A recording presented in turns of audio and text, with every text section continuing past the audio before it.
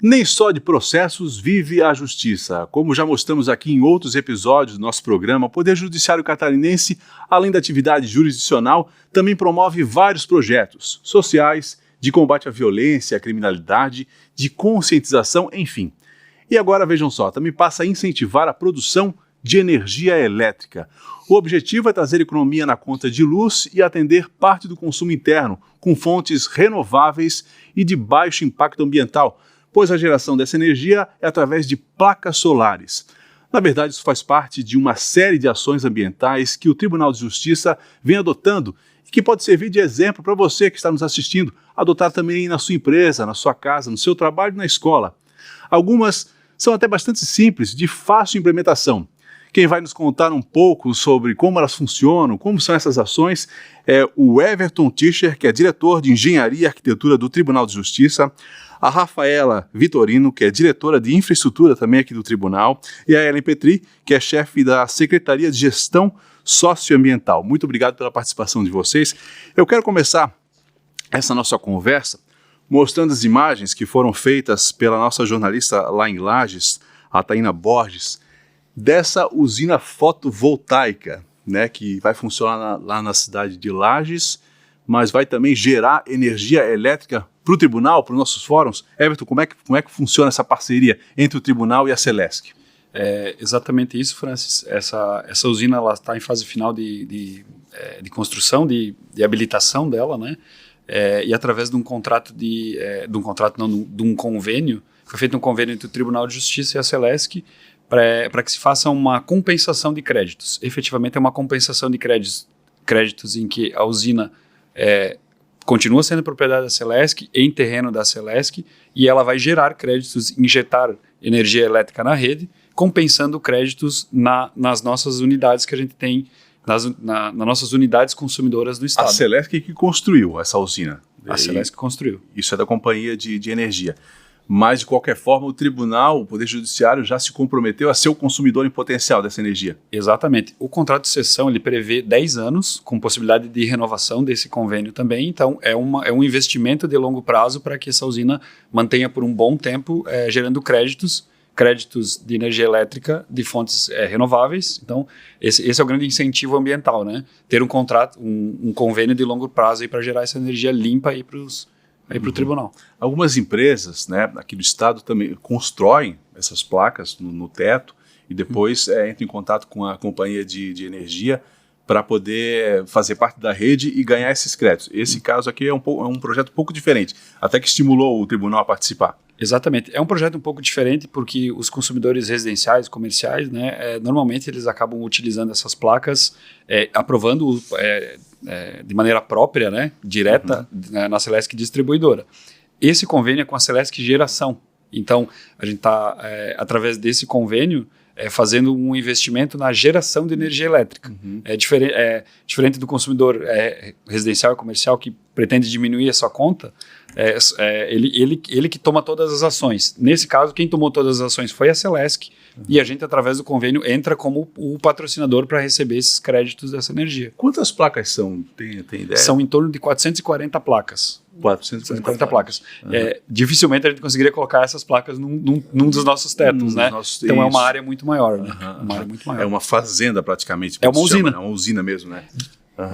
E isso gera quanto por ano, assim? Ela gera, em termos de quilowatts-hora, 1.800.000 kWh. Já tem uma estimativa, isso daria para por exemplo, fornecer energia para um fórum, especificamente, ou para quantas residências? Hoje, Francis, cada fórum tem o seu consumo, né? Depende muito da região, pequeno, fórum grande, pequeno, né? Mas usando um consumo médio de em torno de 270 kWh mês, que é o que uma residência mais ou menos se gasta, multiplicando por 12 para ter para 12 meses, a gente está falando aqui de em torno de 550 a 560 residências aí de 200 metros quadrados. Por ano, então? Por ano. Qual a economia que isso dá na nossa conta de luz, na conta do Poder Judiciário, no final do mês. Além do ambientamento correto, o incentivo da construção da usina, a gente vai ter também a contrapartida financeira. Então, ele é sustentável também economicamente, esse projeto.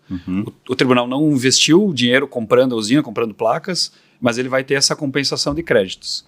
Para cada quilowatt gerado, eu vou remunerar em 90% a Celesc Geração. Então, eu vou ter um desconto em toda aquela energia gerada de 10%. Toda a energia que for gerada naquela usina, eu vou ganhar um desconto de 10%. Já deu para calcular quanto isso vai refletir assim, no nosso orçamento?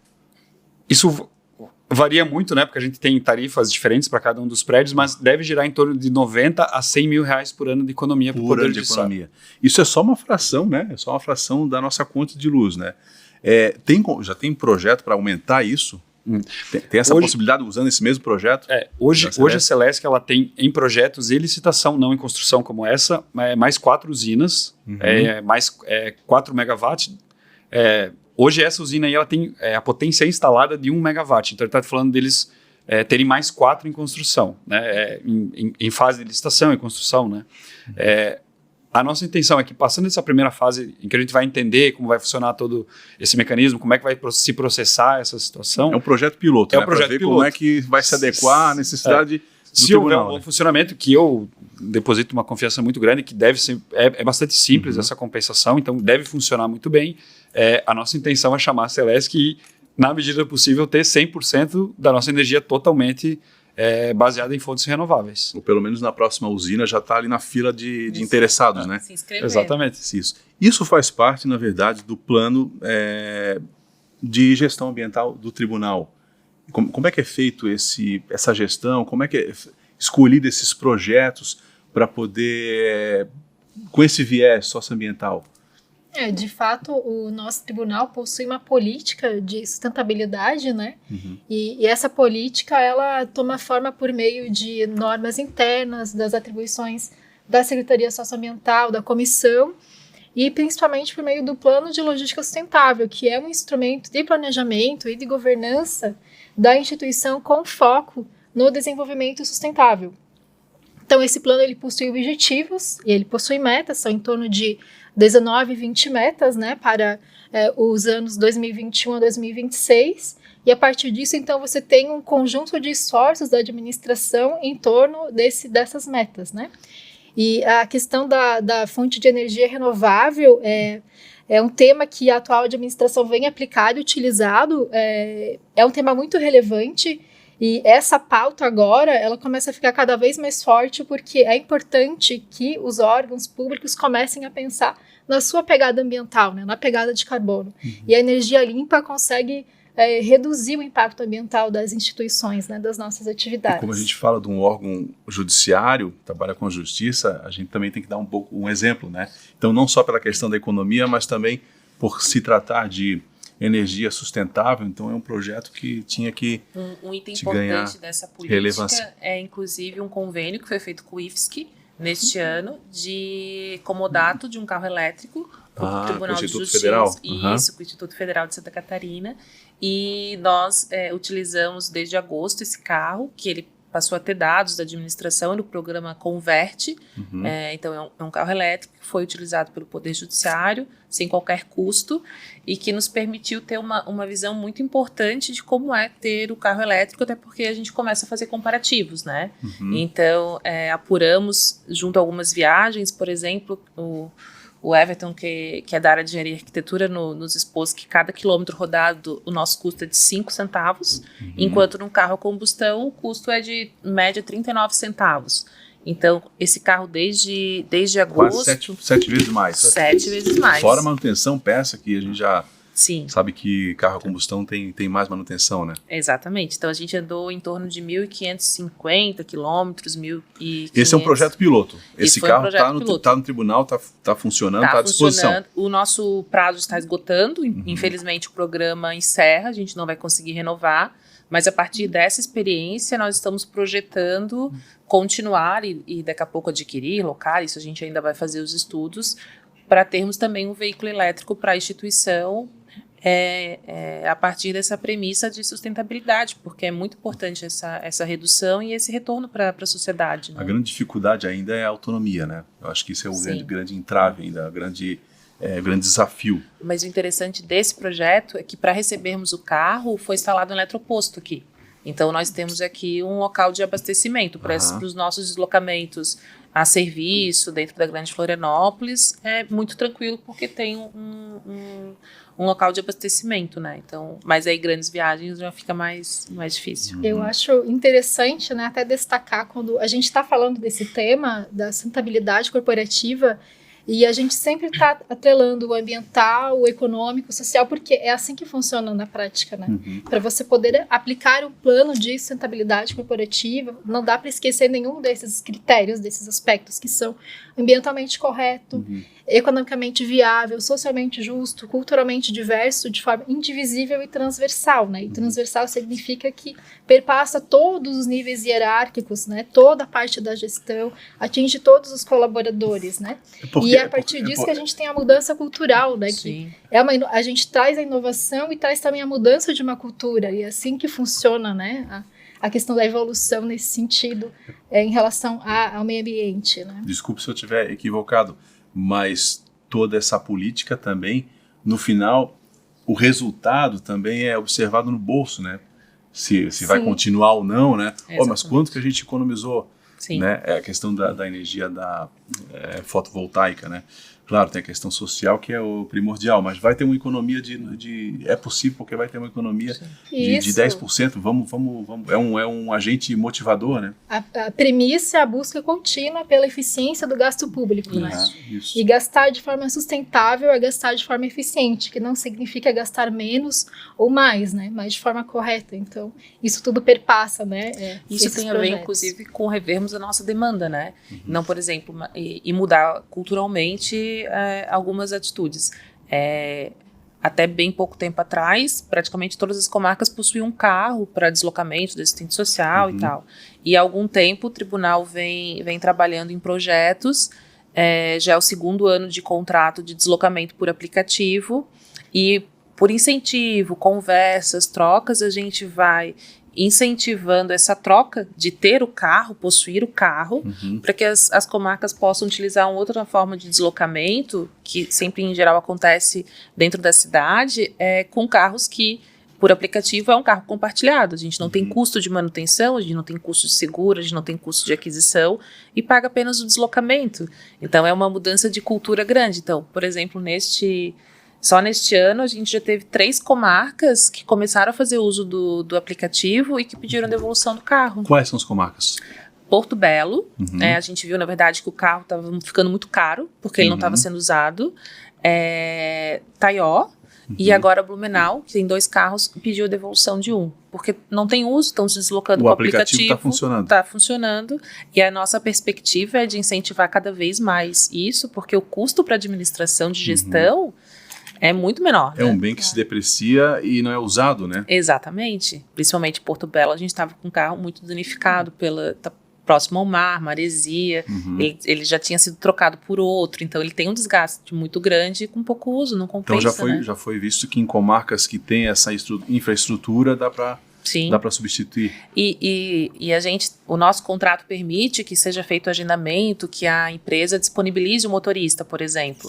Às vezes a gente não tem esse serviço lá, mas por incentivo talvez do próprio tribunal a gente começa a ter essa demanda, porque a empresa busca motoristas por aplicativo na cidade, cadastra, e a gente começa também a fomentar. Fomenta localmente, né? Esse tipo de serviço. Né? Isso, exatamente. Então começa a dispor para a própria sociedade outras formas de deslocamento. E, na verdade, esse papel de fomento é muito relevante, né? Quando a gente trata aqui desse tema, porque toda essa mudança de cultura da instituição reverbera na sociedade. Isso, né? exatamente. Isso é um fator importante. E eu até destaco, assim, tem o tema da gestão dos resíduos. Esses projetos de gestão de resíduos começaram ainda antes do plano de logística sustentável, né? Que começou em 2015 o plano. Só para explicar, nós temos então um programa de gestão de resíduos dos fóruns, das comarcas. Isso, de todo o Poder Judiciário. Que tem a separação, mas também tem a coleta e a destinação. Tem a coleta por tipo de resíduo. E isso começou mais ou menos em 2010, né, de forma sistemática, institucionalizada, e precisou de uma virada de chave, que é a seguinte: você deixa de pensar o lixo como algo que é o fim da linha. Aquilo passa a ser um material com valor econômico, com valor social, porque pode ir para cooperativas de coletores, associações, volta para a cadeia produtiva, né? Então você valoriza aquele resíduo. Isso implica uma mudança de mentalidade de todo o gestor, né? Que você começa a ver tudo que está no seu ambiente pode ter, né, um ciclo de vida que começou lá com um tipo de matéria-prima que foi escolhida e depois no final tem o descarte, né, que vai para aterro sanitário ou para reciclagem, para reaproveitamento, né? Então é uma mudança de visão mesmo em relação à gestão de resíduos. Desde 2015 há essa coleta? Não, desde 2010. Começou a implantação em 2010. E ela já atinge todo o estado, né? Nós temos, por exemplo, coleta de bens apreendidos judicialmente, de documentos sigilosos, e isso vai para fragmentação, né? Procedimentos seguros de fragmentação, e esses resíduos gerados têm uma destinação ambientalmente correta, são empresas especializadas, né? Vão para reciclagem, por exemplo, ou no caso do resíduo perigoso, vai para o aterro industrial controlado, né? Já tem empresas que com esse objetivo, que trabalham com isso, fazem essa coleta. E isso até gostaria de destacar, trazer aqui o Roger Tang Vidal, que foi o servidor que iniciou isso tudo, que foi Vamos comarca repetir o nome dele, como é que é o nome? Roger Tang Vidal. Vamos trazer ele à próxima oportunidade para ele falar também sobre isso. Ele está aposentado, faz um ano, mas... Se aposentou? Se aposentou. Poxa, ele é famoso. Antes do programa começar. Mas ele não foi tem problema, comarca aposentado também a gente chama. Melhor ainda, não tem problema de agenda, ele vai ter tempo disponível. O que ele fez então? E ele foi de comarca em comarca implantar a coleta seletiva, fazer uma análise do ambiente e implantar naquele local conforme a necessidade daquele local. Foi um trabalho gigantesco. Que saiu fora da curva, viu? Antes mesmo de virem as diretrizes nesse sentido, né? E depois viu uma questão cultural, né? A pessoa já se habitua a saber onde é que vai colocar o lixo, porque tem uma destinação. E isso tem reflexo também numa campanha também da Secretaria sobre o copo. A campanha é da Secretaria com a Diretoria de Infraestrutura, né? Então, na verdade, nós temos uma combinação de ações gerenciais, né, Rafaela, com ações de comunicação para reduzir de forma efetiva o consumo do copo plástico na nossa instituição, né? Porque tem a ver com aquilo que a gente falou antes da cultura, né? Então, não adiantava, por exemplo, a gente hoje é cobrado pelo CNJ, pelo Conselho Nacional de Justiça, a respeito do volume de copos que nós consumimos, né? Porque são copos descartáveis e tal. E não adianta, se a gente simplesmente mudasse para copo de papel, a gente não estaria mais impactando nesse item. Mas tem reflorestamento. Mas aí tem os reflexos na própria cultura. Então, o que entendemos, né? Fizemos um estudo e entendemos que a ideia não é só apresentar os números, né? Tem até um termo que se usa disso, de macular os números. A ideia é a gente tentar mudar a cultura, porque é uma transformação, né? Então, só para a gente ter uma ideia, né? No ano passado todo, consumimos, o Poder Judiciário todo, quase 800 mil copos. No estado inteiro. No estado todo. E neste ano, até outubro, nós consumimos quase 1.400.000 copos plásticos, que é aquele copinho que toma e joga fora, descarta. Então, qual que é a perspectiva? A gente passa muito tempo dentro do nosso ambiente de trabalho, né? E assim como em casa a gente tem o copo para fazer uso, a gente quer que dentro do nosso ambiente de trabalho, que também é um pedaço da nossa vida importante, a gente tem o mesmo hábito de consumo que a gente tem em casa. Então, a campanha promovida inicialmente pela Secretaria de Gestão Socioambiental, que depois abraçamos, é nesse sentido, de deixarmos o consumo dos copos descartáveis apenas para os visitantes, que este sim. Porque eles vêm despreparados, né? Isso, por enquanto, né? Sim. Enquanto não tivermos Ou ter copos específicos para eles, isso, né? E aí a perspectiva é essa de que cada um traga o seu recipiente para fazer uso. Muito embora até o visitante possa utilizar um copo durável, né? Hoje existem copinhos que você pode diminuir o tamanho para colocar na bolsa, assim, né? De material durável. Então, tem uma gama de opções que podem substituir, né? Porque a ideia não é deixar de oferecer um serviço, mas oferecer de forma melhor e mais sustentável, né? E essa questão que a Rafa trouxe da cultura, é bem interessante pensar que a mudança cultural, ela é lenta, mas ela acontece se as ações são continuadas e efetivas, né? Então, trazer elementos de comunicação, trazer campanhas de sensibilização, são parte desse processo, né, de mudança cultural. Estava passando aqui, o Cleiton colocou de volta ali, é a imagem do site, né, do tribunal com essa campanha, né? Existe algum tipo de copo de plástico que sociologicamente não é a palavra correta, que é sustentável ou não?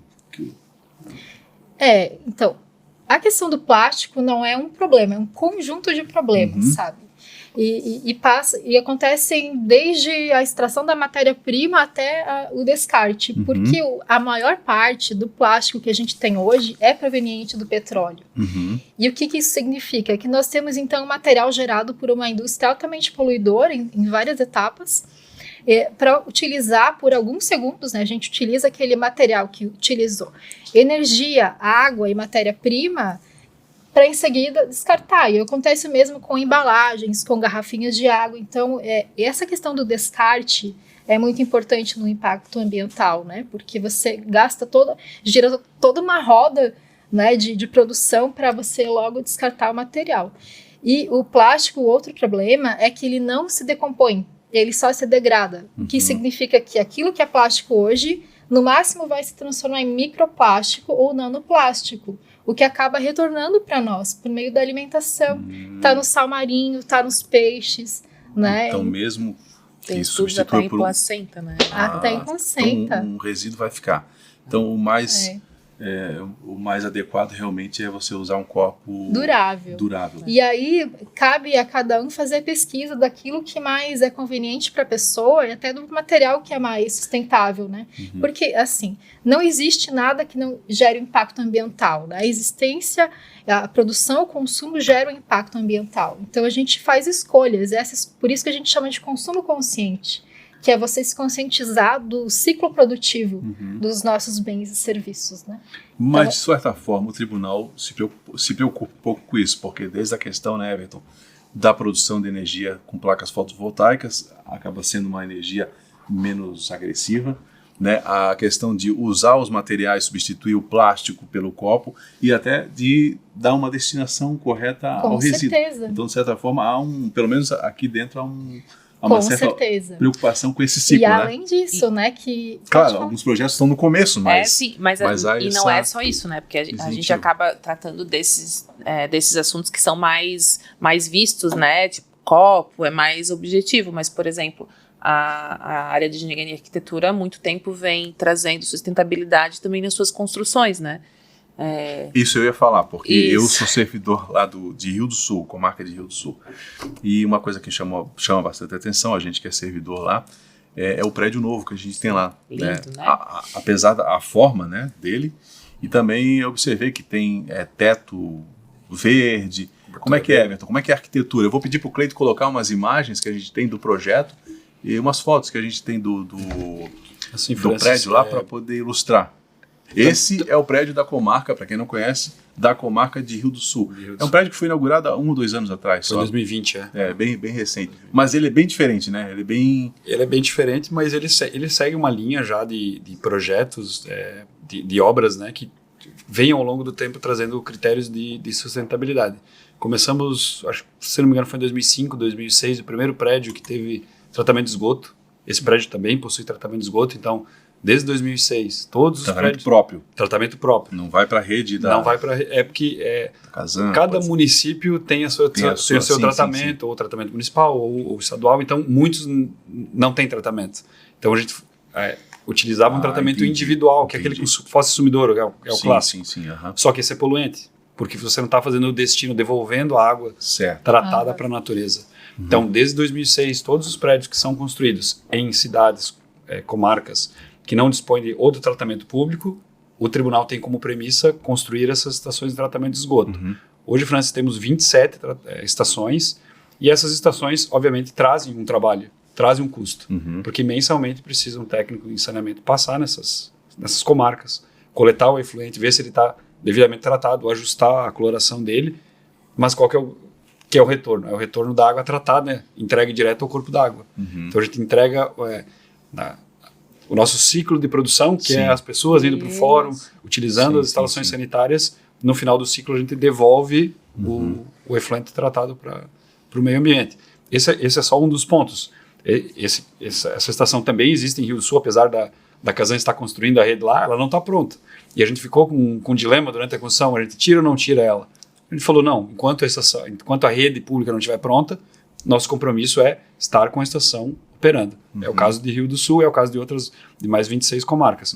Mas não só isso. Tem a questão da cobertura verde, que traz uma redução da incidência do sol sobre o ambiente, os brises. Essa imagem mostra ali, é gramado, como é que funciona? Ele é um telhado verde, existem algumas placas e a vegetação cresce, né, sobre ele, é boldo do Chile, é a planta utilizada. Certo. Então, a cor verde ela é muito reflexiva. Ao receber a luz do sol, ela reflete.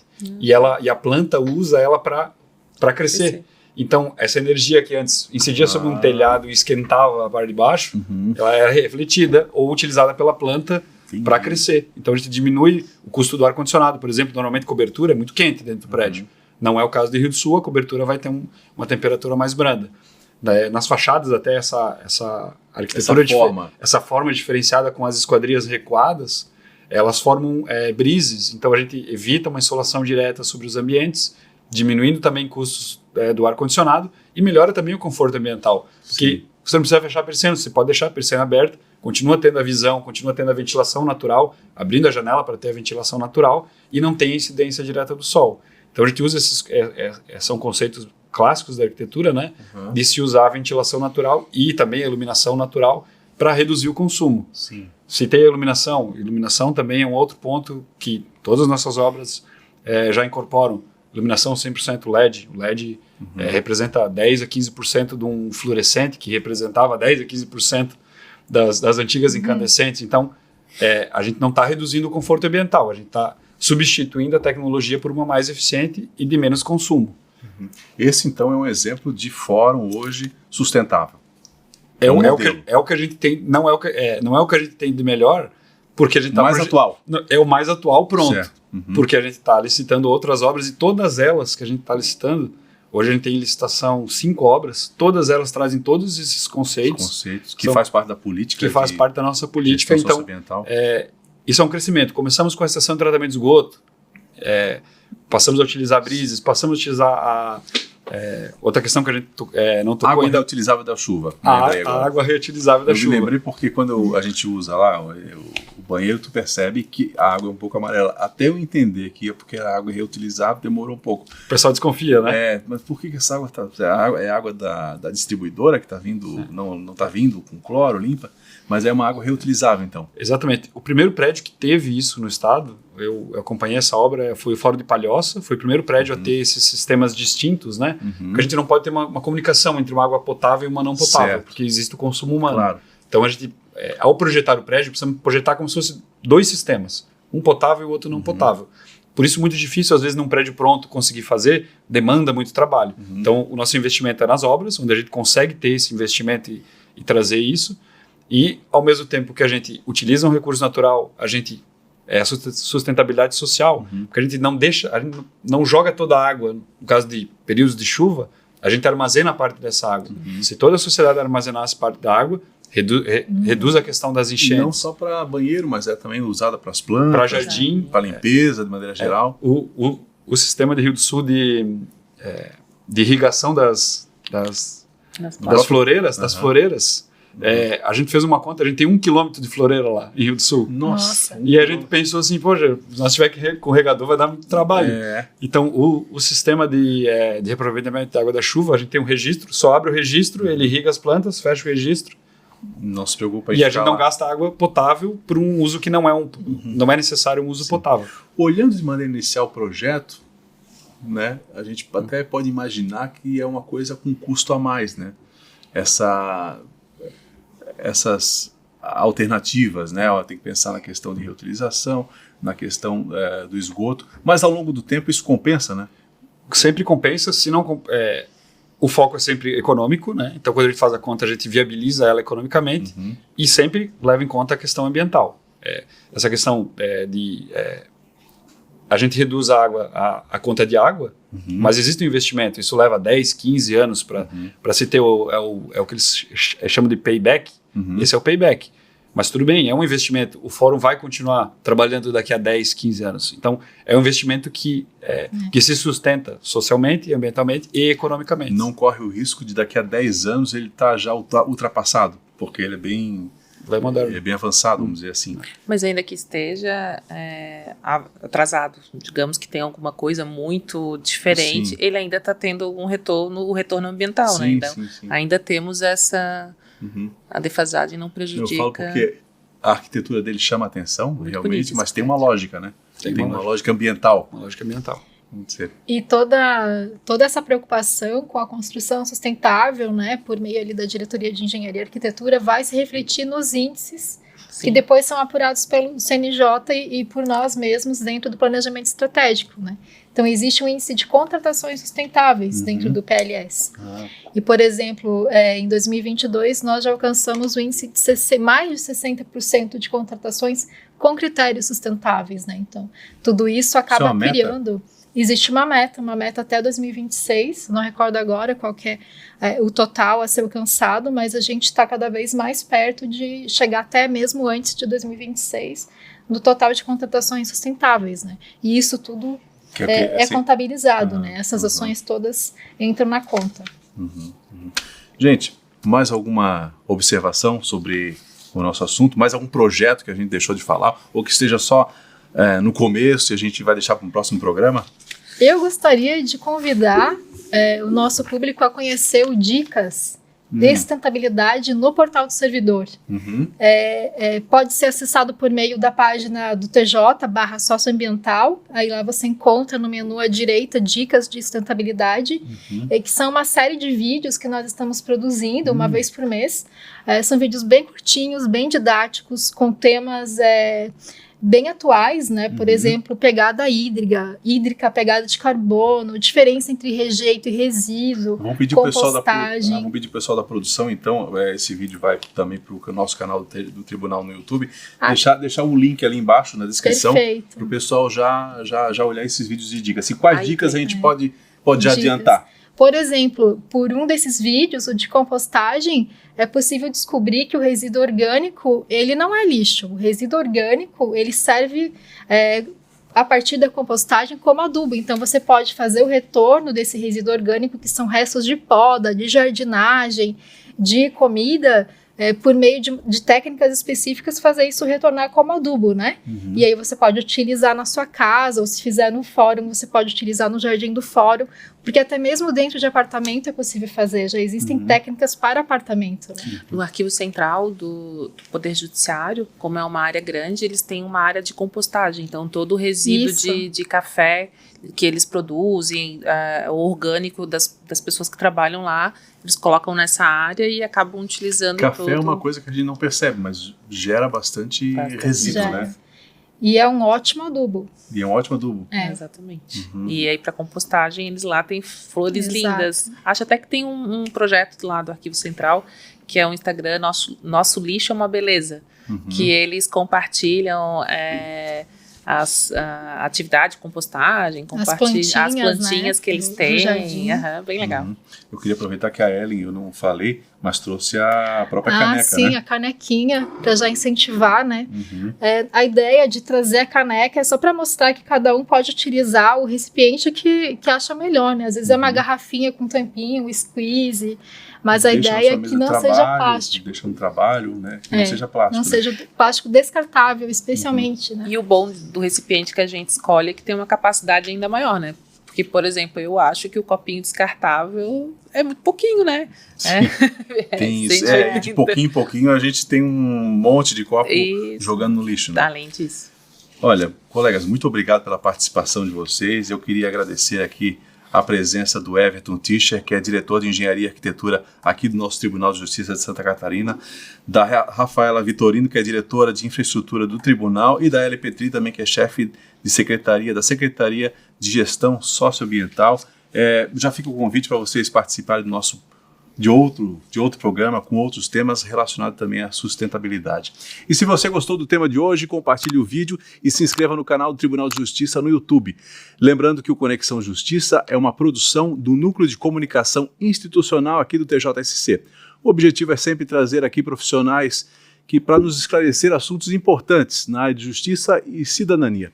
Nos vemos no nosso próximo episódio. Até lá!